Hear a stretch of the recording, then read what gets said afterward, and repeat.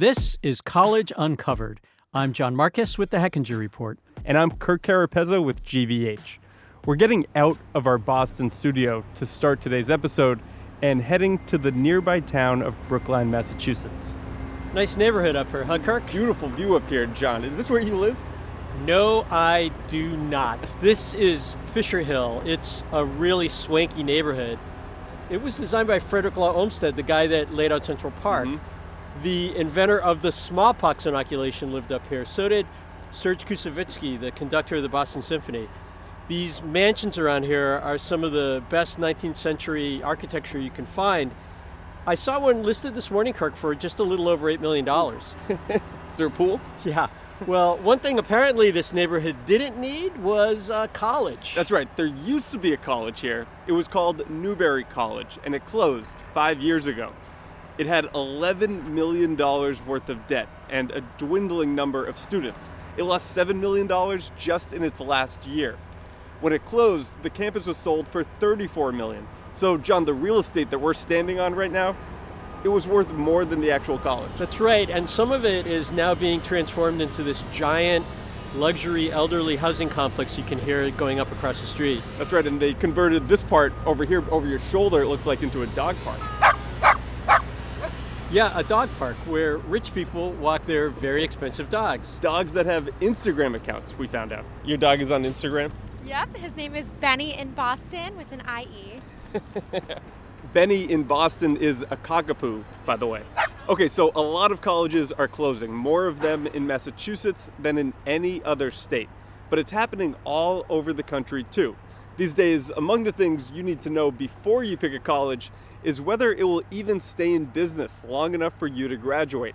So how do you know whether your school might close? We'll tell you how to find out.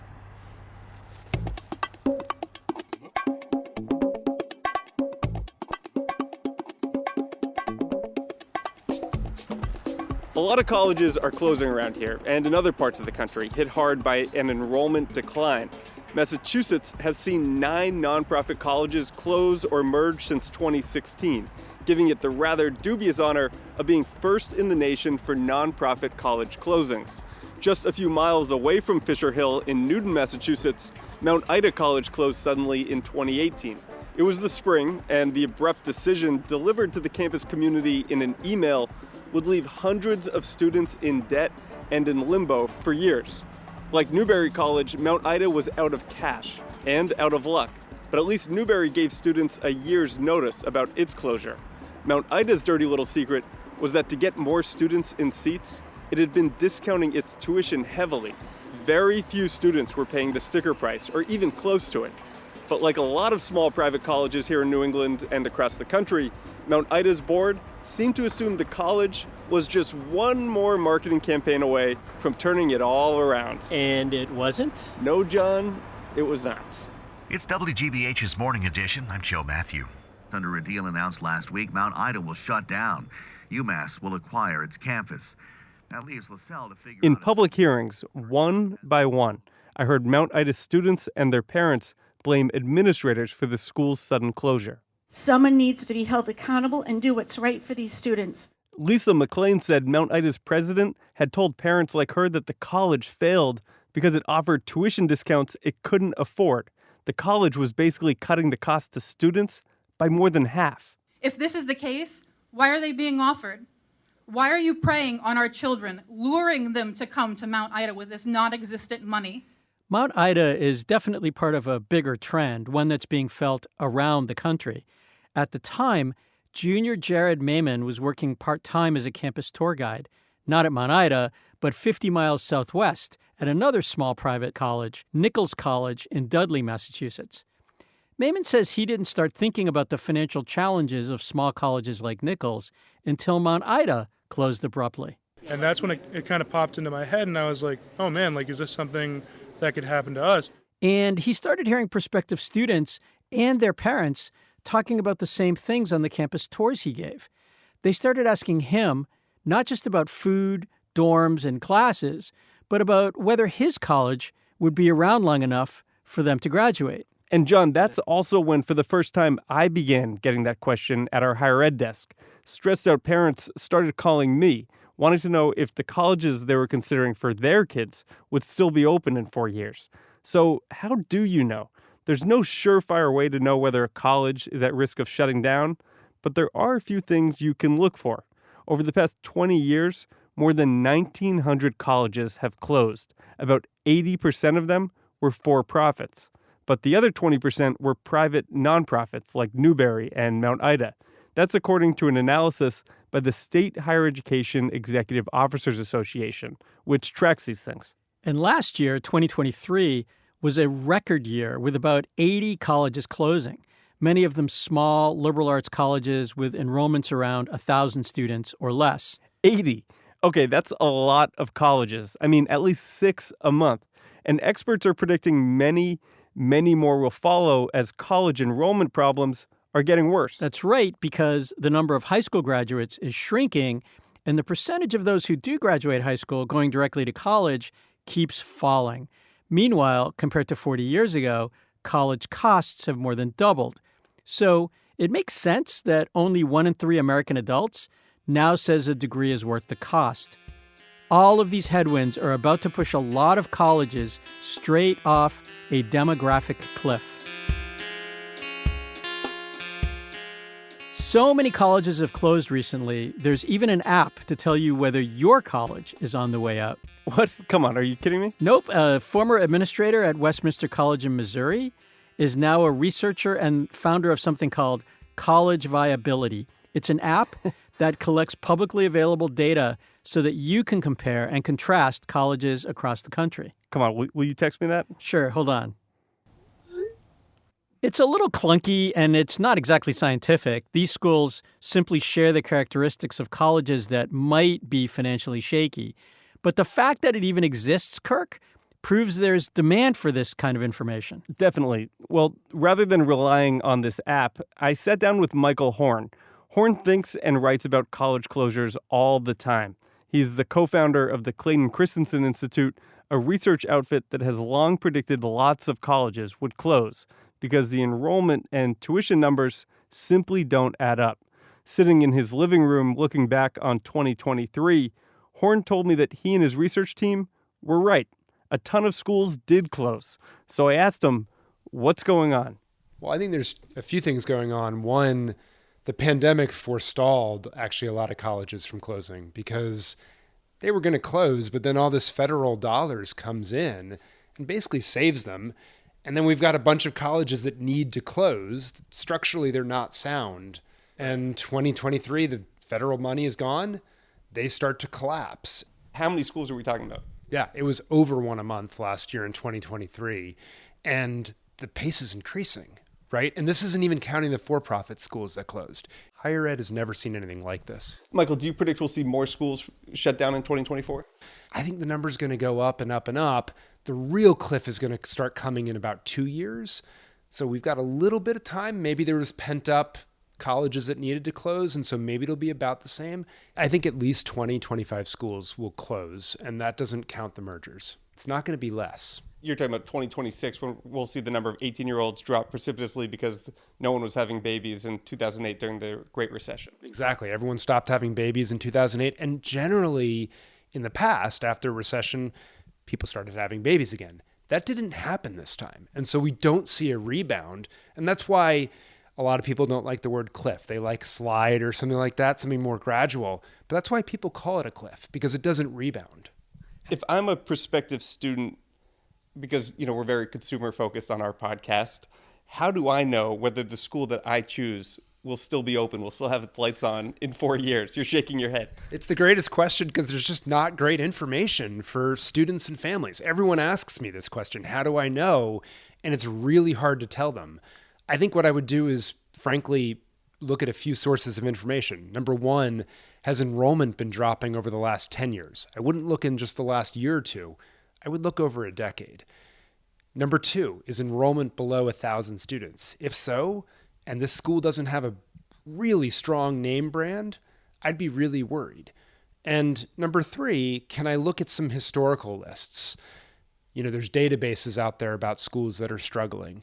Take a look at them and see, was this a school that was already on life support before the pandemic? And if so, I'd be really nervous if it's hitting on those other two as well. But even those things, there's no guarantee, right? You think about schools like Hampshire College, right, where Ken Burns has swept in and raised a ton of money to keep that school afloat. It hits all of those targets that you just mentioned, but it's still open. Yeah, absolutely. Look, there are colleges that have basically hit the cliff and then rebounded, right? There's Hampshire, there's Sweetbriar College.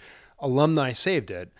Those are schools with strong brands. And so I might say, give them a chance. Frankly, the schools that are closing aren't generally ones we've heard of. You mentioned you get this question all the time. I remember when Mount Ida College shut down here in Newton, people started calling me because they heard me on the radio reporting this, and they said, I'm thinking about sending my kid to this school. Is it still going to be open? Do you get the same calls? Yeah, because you're the expert, right? You're the one, right? Well, I mean, that may be scary to both of us, but like, you're the one reporting on this. You're seeing the numbers. You're seeing the trend. You're seeing, frankly, the struggles that students are then having as a college closes on them, right? They're trying to transfer credits. They're trying to find a school that will accept them. They're trying to find a comparable school that has a major that will work for them. The Department of Education will say, oh, schools have lots of, brothers and sisters out there you can easily transfer to. But if you're a student in the soup, so to speak, you're not seeing that big picture, and so it's scary.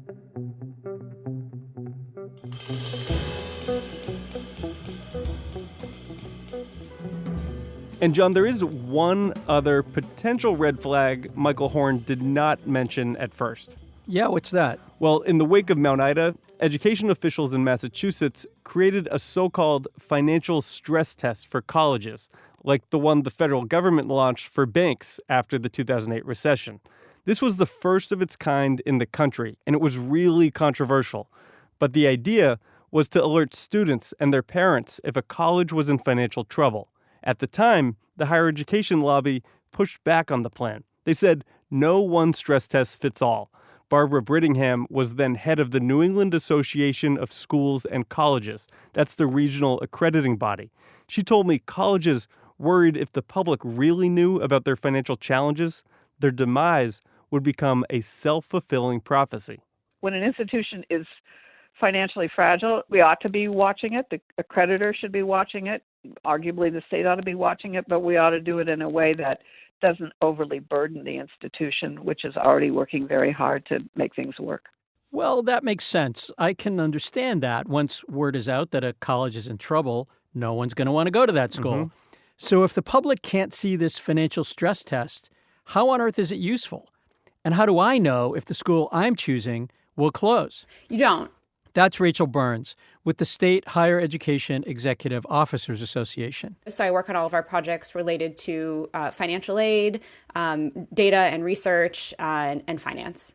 While financial stress tests don't appear to have any teeth, she says they can still effectively protect consumers behind the scenes, almost like the pipes in a building. You don't see them, but it's good to know they're there, right? Mm-hmm. And she thinks more states should install them. Absolutely. State agencies should be requiring institutions to have plans in place in the event that a closure happens. College closings disproportionately affect low-income and Black and Hispanic students.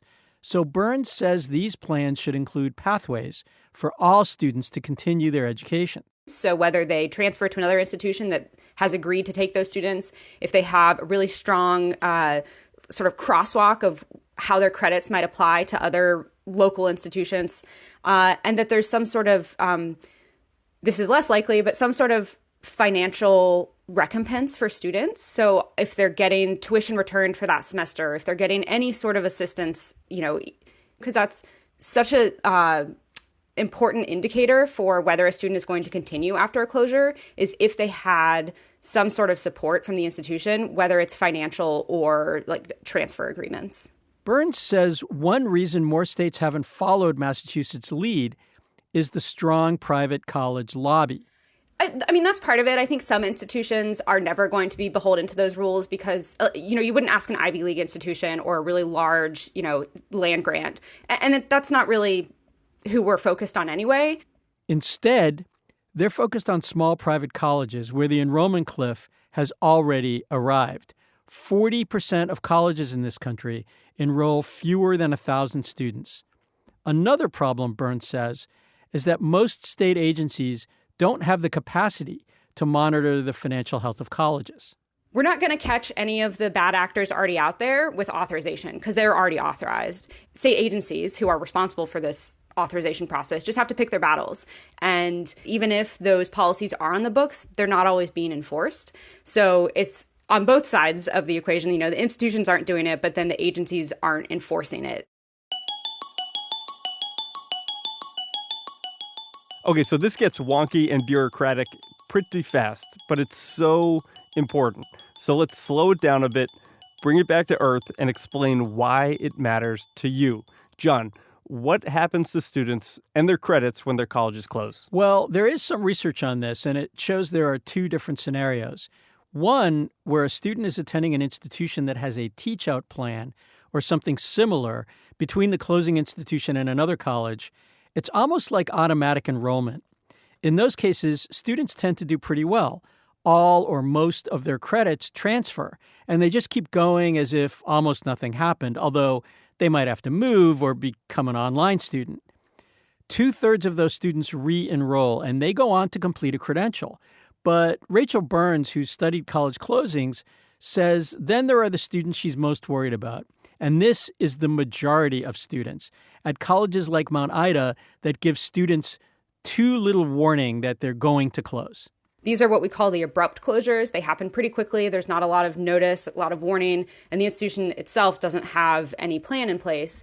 And those students may be able to get their credits to transfer. They will always be able to access their transcript, but there's no guarantee that another institution will take those credits, particularly if it's a closure that happened for some sort of accreditation issue. So if a school is losing accreditation, for example, those credits essentially have no value anymore. The majority of students, when they're in that situation, a little over half just don't re-enroll. And if they do re-enroll, only about 1/3 of them end up completing. So it's a pretty significant barrier to getting any further. And so then they tend to end up worse off. So they've spent all this time and this money for credits that don't mean anything and never earn a credential. Wow. Let's repeat that. Half of those students whose college shut down abruptly never even re-enroll. Yeah, 52% of those students never do. So they end up with debt and no degree. But that means the other half do transfer and continue on. Take Sam Marshall. She and her sister, Siobhan, were both enrolled at Mount Ida College when it announced it would shut down. Yeah, I was in accounting class, and I remember my professor looking at her like somebody had told her to look at her email. And she goes, why? And they're like, you need to see this. And she opens it and she goes, okay, so you all need to open your emails, and I'm going to allow you to leave for the day, and we're just going to call class done because you guys don't have a school and I no longer have a job. So they were still giving tours that day after they sent were. the email. Weeks later, the Marshall sisters attended a college fair on campus, and Sam decided to transfer to nearby Newberry College. When Newberry came to Mount Ida to recruit students, I had sent an email to the admissions office asking if the college was in any danger of closing down, if they're any in financial trouble. And they said, oh no, like we don't have any plans of closing anytime soon. So I said, okay, I'll go there. But then a year later, Newberry shut down. Sam says she was depressed. I was done. I just wanted to drop out. But I had to keep going. Sam transferred once again to Suffolk University in Boston. All of her credits didn't transfer, though. So she says she had to enroll for a 5th year. Her experience at Mount Ida and then Newberry undermined her motivation and her faith in higher education. I didn't join any clubs. I wasn't getting involved. I just wanted to graduate. And she worried about Suffolk University's fate. I don't know. I always thought in the back of my mind that I was going to shut down too. After 4 years, Sam thought she should have been done with college. But administrators told her she didn't have enough credits. So I did have to take another year. And even then, they said I would have to do another semester. But I said that makes no sense. I've done this much schooling. So the guy who I was talking to, very nice, looked into my past classes and said, oh, I found credits. You're good to go. She graduated finally with a degree in interior design. Meanwhile, her sister, Siobhan, was determined to finish her education so she could work in the funeral industry. So I moved 7 hours and out of state to a school that was supposed to provide me with the same education. And I stayed there for, like 2.5 years until COVID. And then the pandemic happened, and then I came back and immediately started working in a funeral home. And I worked all through the pandemic, and I was trying to complete my education during that time. That's when Siobhan says she found out she'd been sold what she describes as... I was sold a lie going to New York because my education wasn't comparable. There's different laws in the two states concerning so the that. degree didn't transfer. There's so many things that I was told were interchangeable that were not. And it made working in this state while having to learn in that state pretty impossible. Now in their mid-20s, the two Marshall sisters are living at home with their parents, facing nearly $100,000 in student loan debt each, and working jobs that don't necessarily require their degrees. Are you surprised that Americans have so little faith in higher education? No, not at all. I think, personally, I would be better off joining a trade or something else. I don't know. It's tough.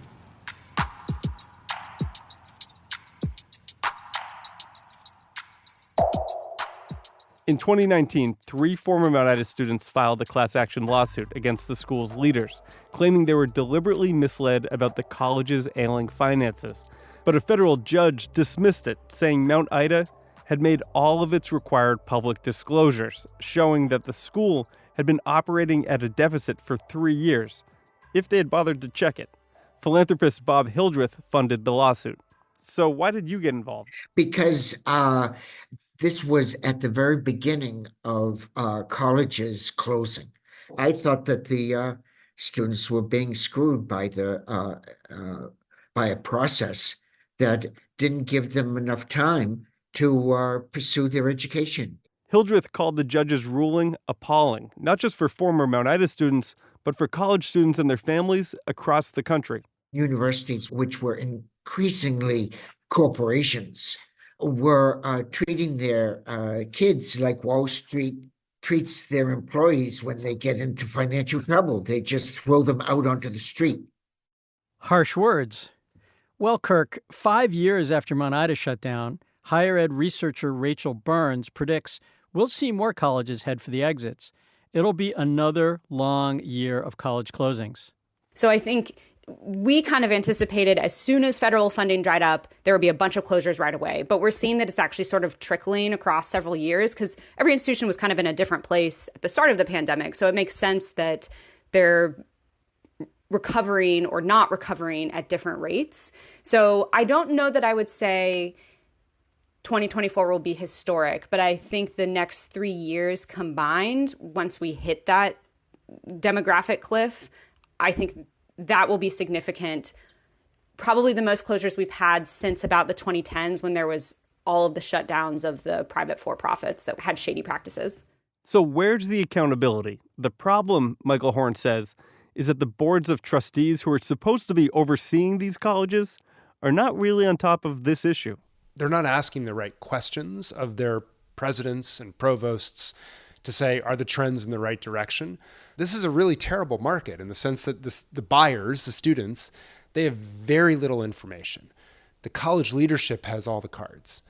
And if, again, the school goes under, that hurts. That makes you uncertain about, gee, my neighbor just had this happen to them. Is this a good place for me to spend my next 4 years? Maybe I ought to just get a job. Should more states adopt similar financial stress tests? I think all states ought to adopt something like what Massachusetts has done because the accreditors are not on top of this as much as they should be. They're one line of defense. The federal government is a second line of defense. It's too big a country for them to be able to monitor this. And states are a third line of defense. And this is a really great place they can step in. And more states might need to step in because higher ed's enrollment problems are not going away. So as more colleges stop operating, experts say states will need to help protect consumers against a fresh wave of closings. This is College Uncovered from GBH and the Hechinger Report. I'm Kirk Carapezza. And I'm John Marcus. Our show is created by John and Kirk, and it's edited by Jeff Keating. Meg Woolhouse is our supervising editor, and Ellen London is the executive producer. Gary Mott and David Goodman are our mix engineers. All of our music is by college bands. Our theme music is Groundswell by Left Roman out of MIT. We also used music by students in the Pacific Jazz Ambassador Program at University of the Pacific. In today's episode, it was The Crossing by Marwan Ghanima. Additional sound by W.M. Quincy from freesound.org. College Uncovered is distributed by PRX, and it's made possible by Lumina Foundation. We'd love to hear from you. Send us an email and tell us what you want to know about how colleges really operate. And if you're with a college or university, tell us what you think the public should know about higher education. Thank you so much for listening.